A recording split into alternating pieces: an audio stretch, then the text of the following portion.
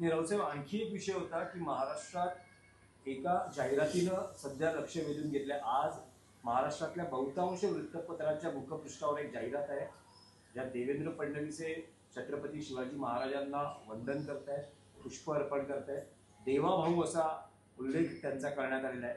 पण जाहिरात कोणी दिली या बाबतीतली काही स्पष्टता नाहीये. महाराष्ट्र जाहिरातीतून नेमकं काय सुचवायचं मला आहे? बघा, जाहिरातीतून भरपूर पैसे या लोकांकडे, काळा पैसा आहे. ज्याला जाहिरात द्यायची आहे त्याने नावासह द्यायला पाहिजे होती. खरं म्हणजे वृत्तपत्राने अशा जाहिराती स्वीकारू नयेत. महाराष्ट्रातल्या सर्व वृत्तपत्रात पहिल्या पानावर जाहिरात आहे देवाभाऊंची. असायला काहीच हरकत नाही. पण कोणी दिली, त्याचं आर्थिक गणित काय आहे, हे कोट्यवधी रुपये आले कुठून, हा दाता कोण आहे, हे समजून घ्यायचा अधिकार या राज्यातल्या सुजाण नागरिकांना नक्की आहे. आणि मी जे मगाशी नैतिकतेच्या गप्पा म्हणालो, हा काळा पैसा आहे. जे नाव न देता अशा जाहिराती देतात मुख्यमंत्र्याच्या नावानं, मंत्र्यांच्या नावानं, आणि ते सुद्धा राज्यभरात आणि देशभरात, हा बिल्डरांचा किंवा ठेकेदारांचा काळा पैसा असतो. आणि त्या माध्यमातून हा उदो केला जातो. नाही, पण तुम्हाला असं वाटतं की मराठा आरक्षणाच्या पार्श्वभूमीवर होत असलेलं हे श्रेयवादाचं राजकारण आहे? कारण श्रेयवादाच्या राजकारणाचा प्रश्नच येत नाही. देवेंद्र फडणवीसांचा फोटो आहे. महाराष्ट्राचं सरकार किंवा कोणत्या राज्याचं सरकार हे मुख्यमंत्र्यांच्या नावानं आणि सही शिक्क्यानंच चालतं.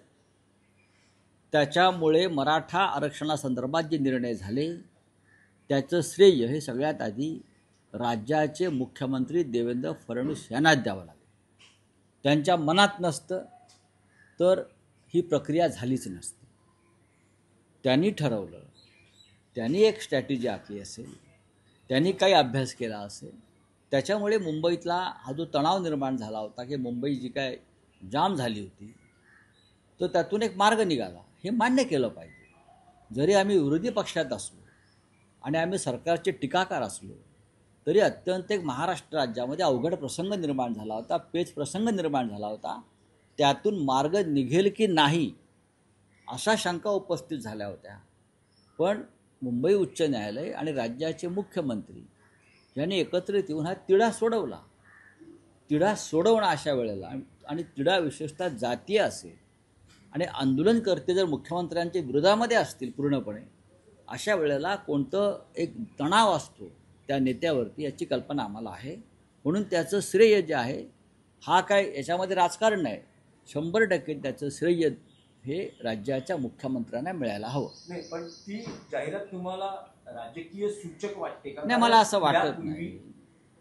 एकनाथ शिंदे मुख्यमंत्री असताना त्यांनी छत्रपती शिवरायांची शपथ घेऊन सांगितलं होतं की मी मराठ्यांना आरक्षण देईन. आज तसा अध्यादेशही काढला. आज फडणवीसांचाही फोटो छत्रपतींना पुष्प अर्पण करतानाचा आहे. उद्या एकनाथ शिंदे जाहिरात देतील सर्व वृत्तपत्रात.